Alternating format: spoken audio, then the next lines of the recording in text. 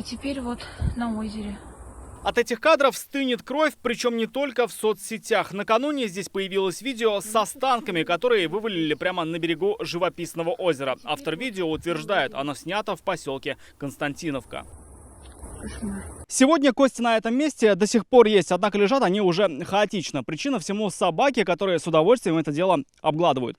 Не трогают они лишь одну очень интересную деталь. Это бирки для крупного рогатого скота. Здесь несколько комплектов, которые говорят о том, что эти коровы или бычки жили или на ферме, или в личном подсобном хозяйстве. Место и вправду облюбовали бродячие и даже домашние собаки. Местные жители утверждают, что сразу даже не поняли, почему все бегут к водоему. Они тут постоянно бегают, плавают. Я уже привык к этому. А так, чтобы там были кости, не знаю, что такое. Жители Константиновки не могут предположить, откуда здесь взялись кости. Говорят, такого никогда не было. Возможно, привез кто-то из местных. Оттуда не пойдет. Ну, здесь не может быть наши, а кто еще? Напомним, это не первый случай за это лето, когда в Константиновке выбрасывают останки животных. В июле неизвестные привезли кости животных в мусорку для ТБО. Это попало на видео.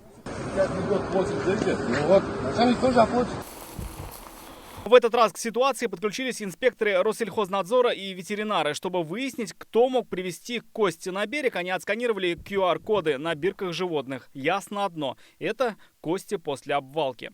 Если такой человек, может несколько людей, непорядочных людей, недобросовестных, которые занимаются вредительством.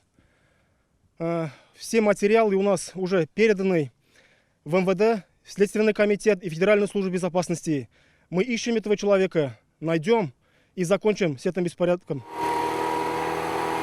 Само же место продезинфицировали. Далее последует механическая уборка. Все кости соберут и отправят либо в скотомогильник, либо на сжигание. После еще одна уже итоговая дезинфекция. Мы не знаем, из какой части получается, откуда привезенное животное. Соответственно, мы не знаем, чем болело животное, как его забили. Нам самое главное, в первую очередь, обезопасить наш город Казань. Как говорят в Россельхознадзоре, это уже третий подобный случай за лето. И каждый будет строго наказываться. Предпринимателю грозит штраф до 50 тысяч рублей, юрлицам до 700 тысяч.